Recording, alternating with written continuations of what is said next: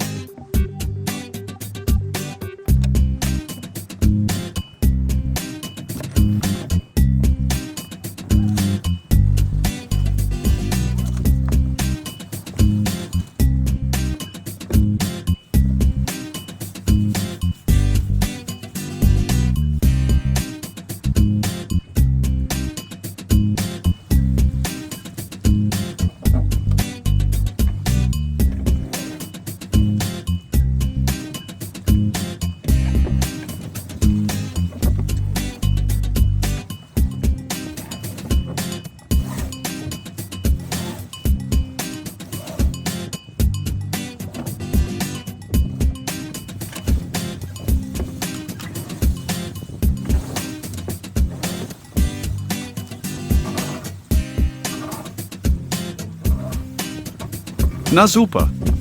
Ja, so kommt es raus, wenn man seinen Gennaker vor den Sätzen nicht sauber vorbereitet.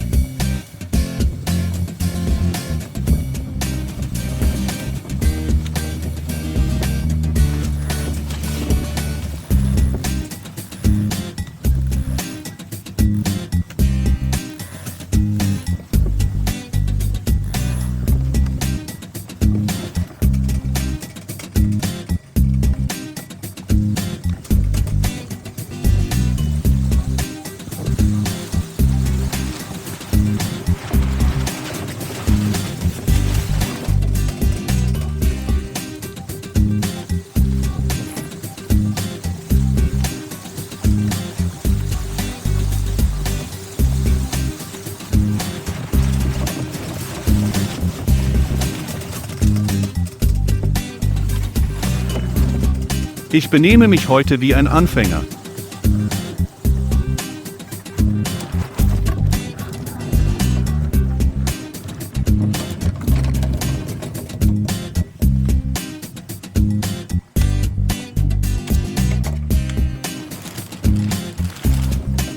Jetzt muss ich entweder den Geni wieder bergen oder zum Entwirren der Leinen aufs Vorschiff gehen.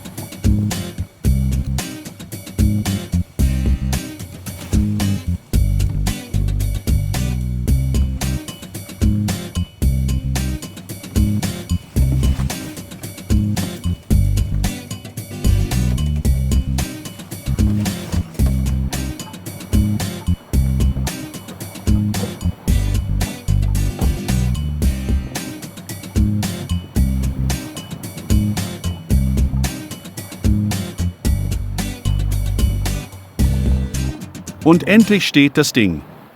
Warum nicht gleich von Anfang an? Ich kann nicht mal jemand anderem die Schuld geben. So ein Pech. Aber immerhin konnte ich euch zeigen, wie man es nicht machen sollte.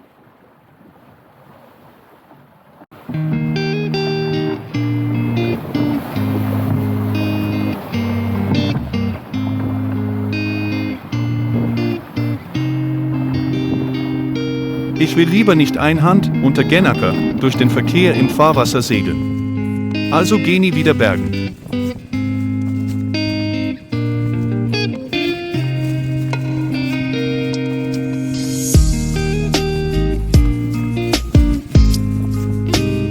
Der Wind kommt genau von Achtern. So ist die Fock fast nutzlos.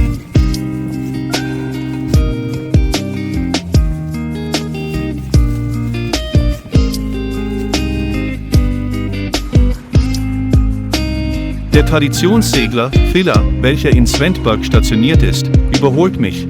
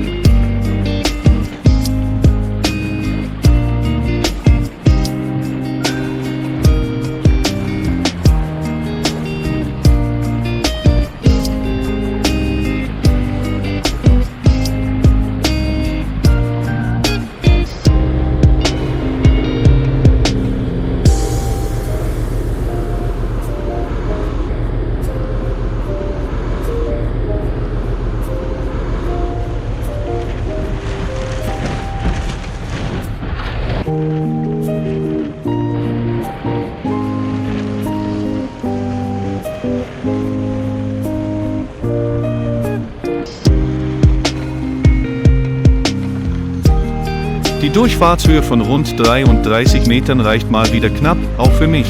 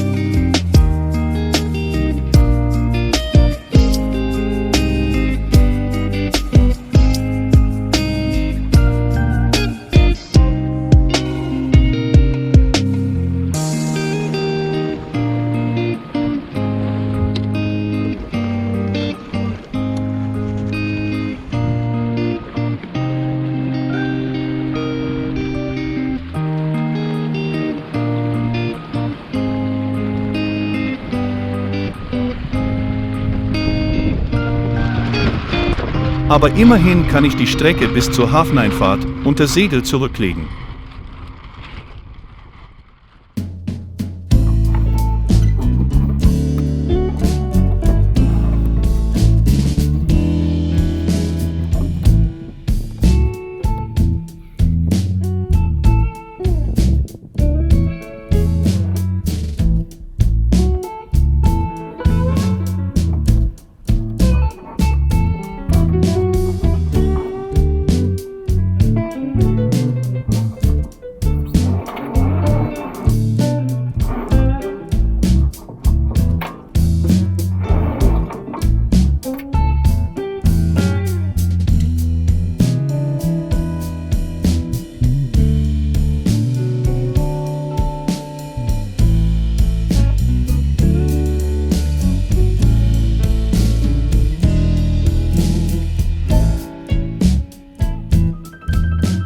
Ich genieße einen ausgiebigen Stadtspaziergang. Heute ist Freitag und entsprechend ist am Abend in der Stadt richtig was los.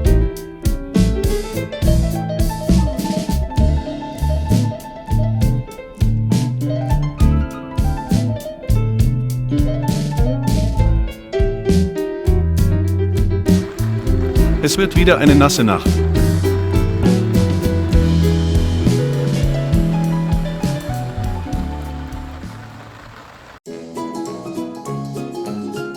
Die U20 ist ja träderbar.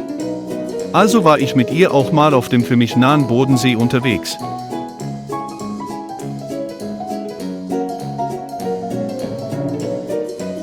Habe sie auch schon über die Alpen nach Süden zum Comersee gezogen.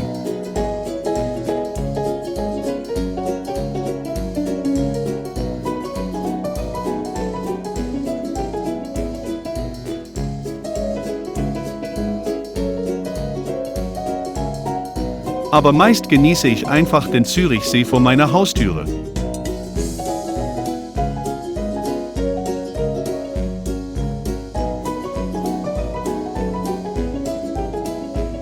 Im Club haben wir noch eine C70 als Clubboot. Ab und zu bin ich da als Gast dabei.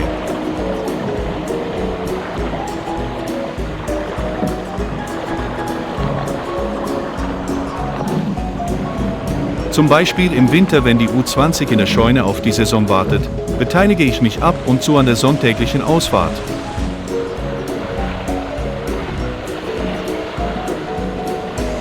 Oder helfe auch mal an einer Regatta aus. Die C ist der U20 vom Handling her sehr ähnlich, wobei sie etwas mehr auf Regattasegeln ausgelegt ist.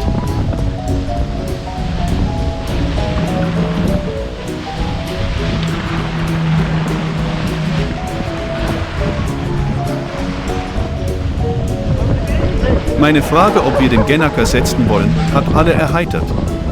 Okay, es war extrem böig, sonst wäre es schon gegangen.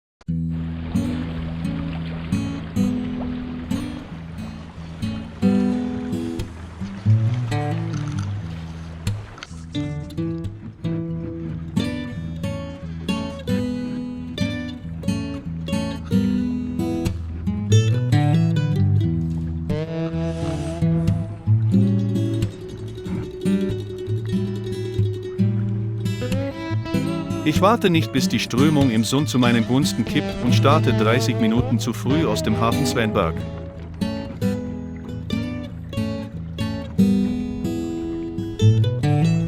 Das rächt sich jetzt. Der Wind schwächelt gerade etwas. Die Strömung läuft noch mit über einem Knoten gegen mich. Somit mache ich gerade noch 0,4 Knoten Fahrt.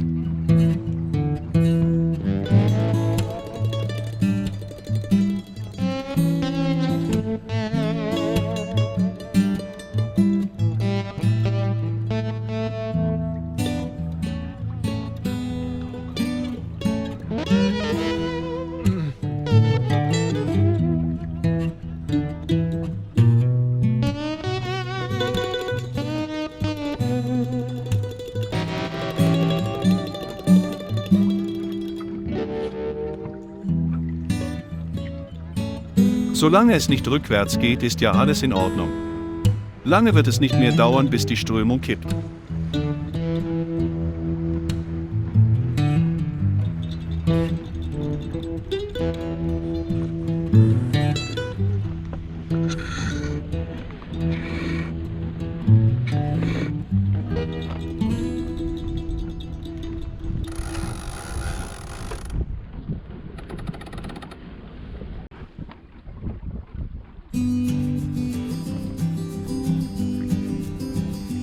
Landschaftlich ist es hier wunderschön.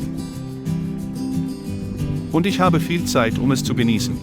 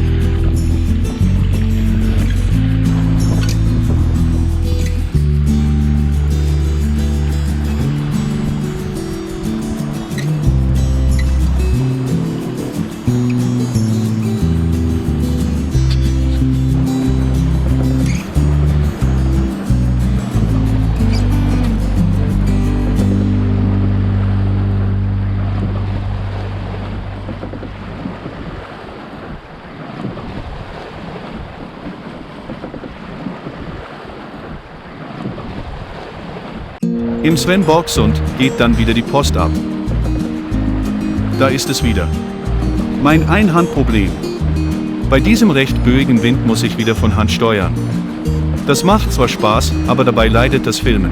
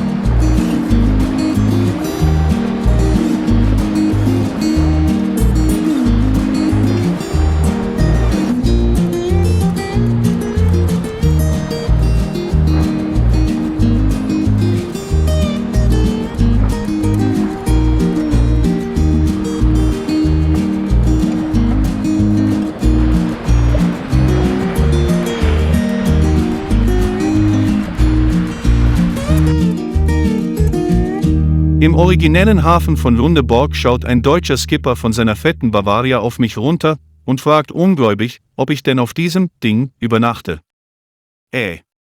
Ja, wo denn sonst, frage ich zurück. Darauf werde ich spontan zu einem Bier eingeladen. Was ich dankend annehme. Der Blick nach Osten auf Langeland.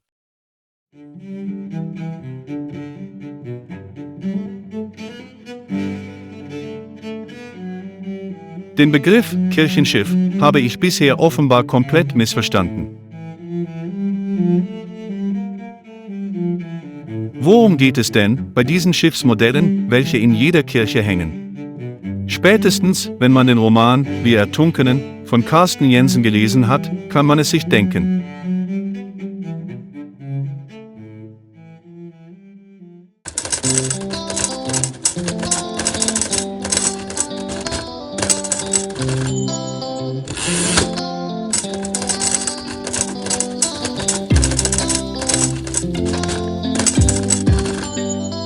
Heute schließt sich der Kreis.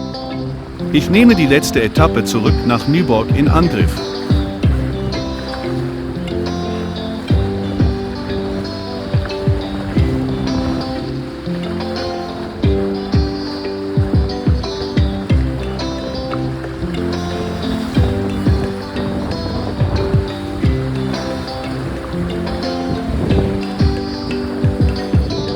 Die U20 ist voll in ihrem Element. Wind und Wetter passen wieder perfekt und es wird ein sportlicher Spaziergang.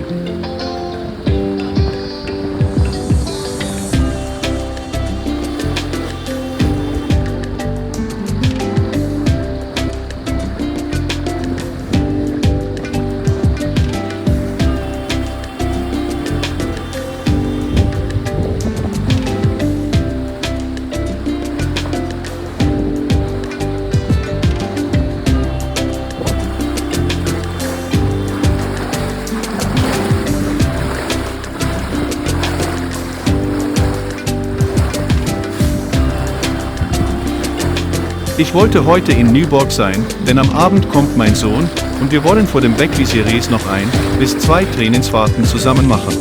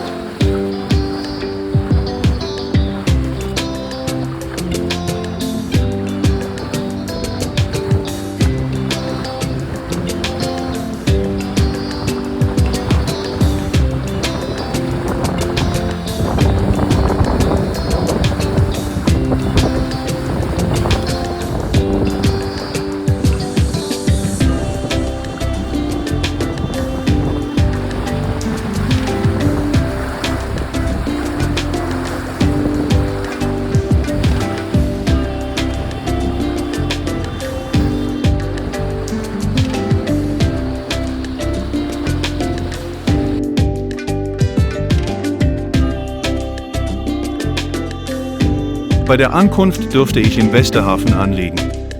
Anfänglich war ich noch fast alleine, aber bald beginnt sich der Hafen mit Wegvisierteilnehmern zu füllen.